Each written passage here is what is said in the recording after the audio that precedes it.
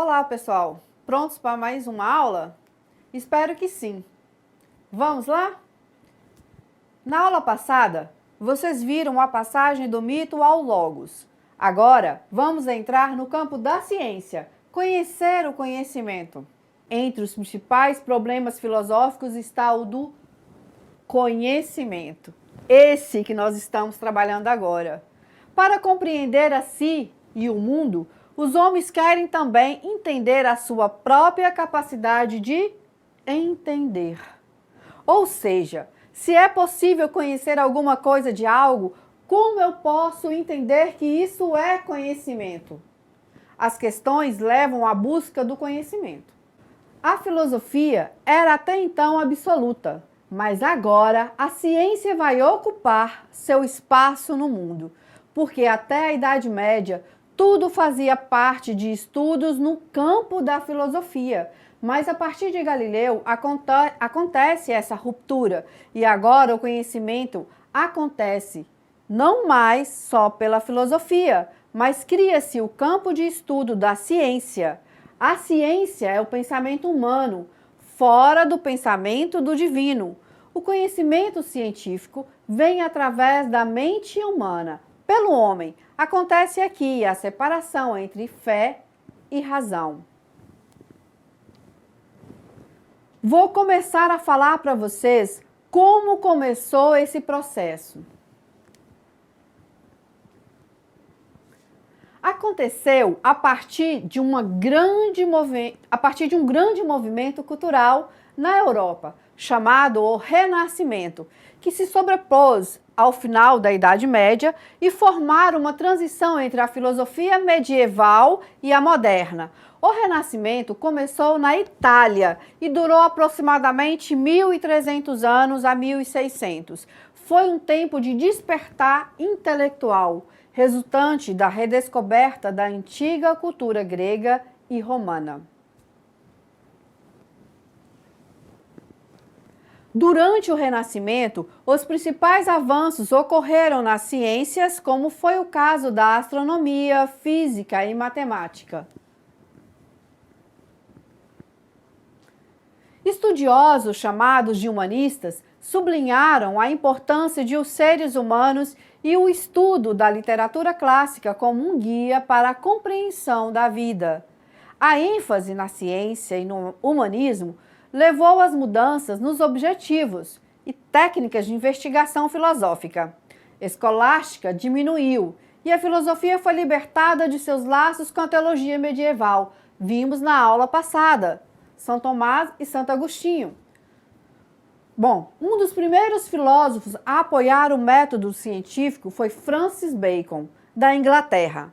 A maioria dos historiadores consideram Bacon e René Descartes, da França, a serem os fundadores da filosofia moderna.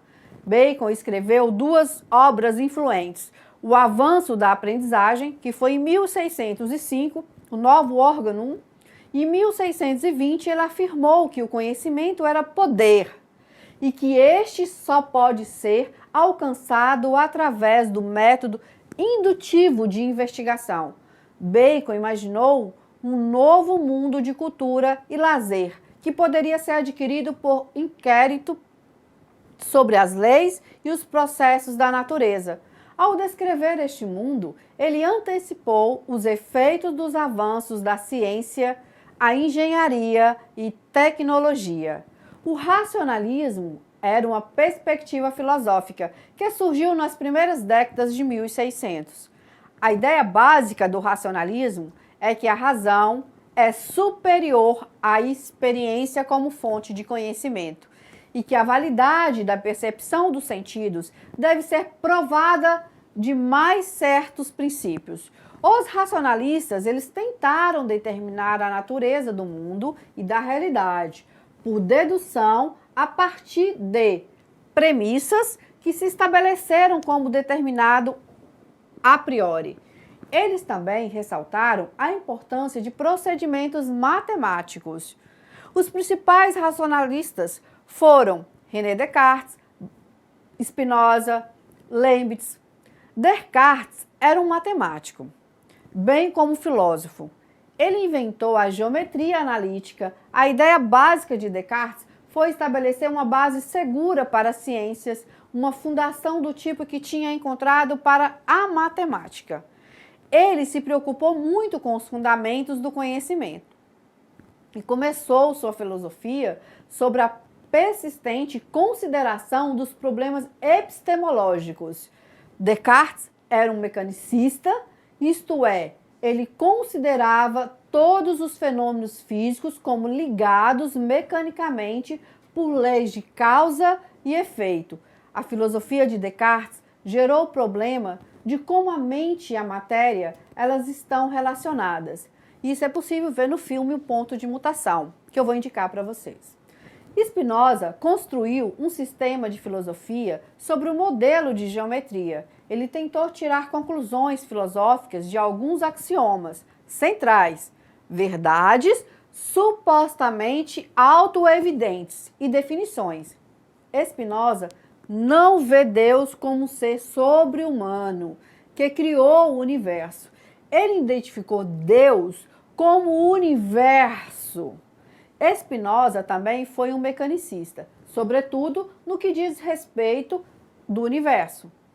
Como determinado, o principal objetivo de Spinoza era ético.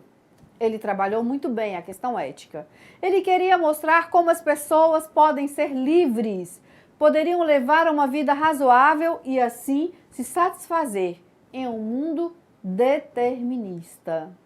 Leibniz acreditava que o mundo real é apenas um dos muitos mundos possíveis. Ele tentou mostrar como o mundo real é o melhor de todos os mundos possíveis, em um esforço para justificar os caminhos de Deus para a humanidade. Assim, ele tentou resolver o problema de como um Deus perfeito e todo-poderoso poderia ter criado um mundo cheio de tanto sofrimento e do mal. Leibniz e Isaac Newton, cientista inglês, desenvolveram de forma independente o cálculo. Os trabalhos de Leibniz em matemática anteciparam o desenvolvimento da lógica simbólica, a utilização de símbolos e operações matemáticas para resolver problemas de lógica. O empirismo, por sua vez, vai enfatizar a importância da experiência e percepção sensorial como fonte de base do conhecimento. O primeiro grande empirista foi John Locke, inglês, em 1600, George Berkeley, da Irlanda, David Hume, da Escócia, desenvolveram ainda mais o empirismo em 1700. Locke tentou determinar a origem, a extensão e a certeza do conhecimento humano em um ensaio sobre o entendimento humano, em 1690. Locke argumentou que não existem ideias inatas, ou seja, ideias que as pessoas nascem com elas. Ele acreditava que, quando uma pessoa nasce, a mente é como um pedaço de papel em branco. A experiência é, portanto, a fonte de todas as ideias e todo conhecimento. Berkeley lidou com a questão de que, se tudo o que um ser humano conhece é apenas uma ideia, como se pode ter certeza de que não há nada no mundo que corresponde a essa ideia?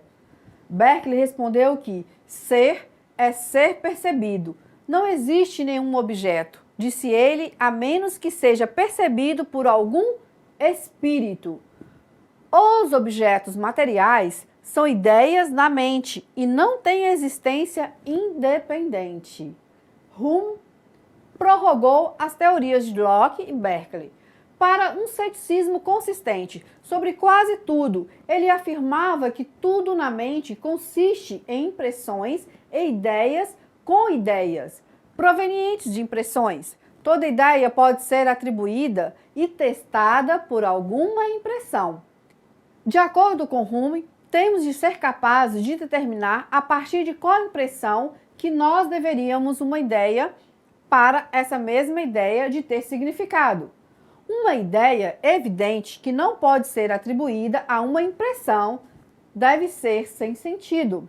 Hume também levantou a questão de como podemos saber que o futuro será como o passado. de que as leis da natureza continuarão a operar como elas fazem.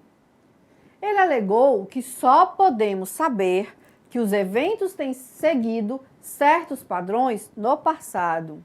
Portanto, não podemos ter a certeza de que as coisas vão continuar a seguir esses padrões. Tudo pode mudar. Segundo Heráclito, lembram? Kant queria saber como chegar à razão. A partir daí, ele começa a escrever uma das suas maiores obras, A Crítica da Razão Pura. Ele fundamenta que tanto a razão assim, bem como a experiência, são elementos indispensáveis para a construção do conhecimento humano. Para Kant, o conhecimento é formado por dois elementos. Primeiro, a experiência, como algo que vem de fora do sujeito, portanto seria algo a posteriori.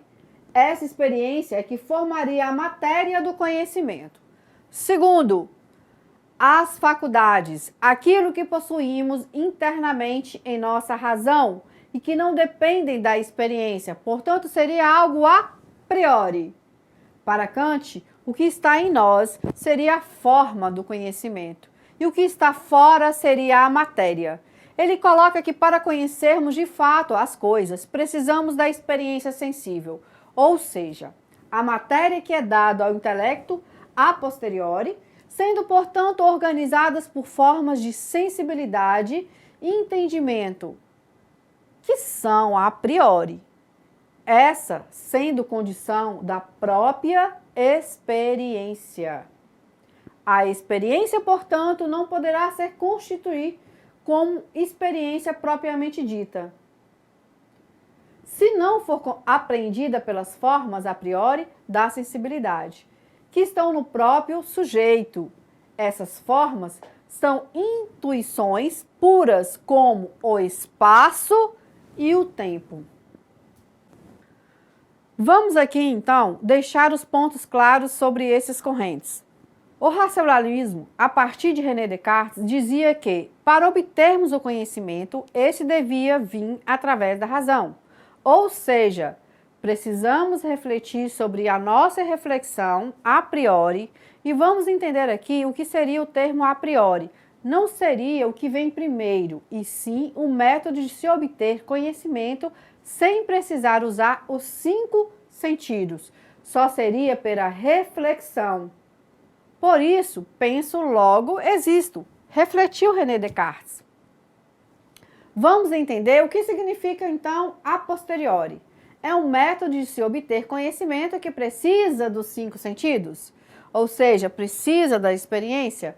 O empirismo, a partir de John Locke, vem dizer que, para conhecer algo, é preciso 5 sentidos. A experiência é que vai dar legitimidade ao conhecimento. Para conhecer, eu preciso experimentar através dos sentidos. O criticismo chega com Kant, que arruma a bagunça. Para ele, tudo que já tinha sido colocado antes pelo racionalismo e pelo empirismo já não é dado como certo de tudo.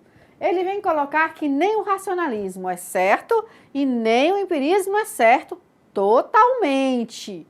Cada um tem o seu lado, ou seja, para obter o conhecimento de verdade é preciso tanto a razão como a experiência. O criticismo seria a forma de conhecer através da priori e a posteriori, ou seja, com a reflexão e também com os 5 sentidos. Puxando o gancho para a educação, fica aqui a dica ao ensinar.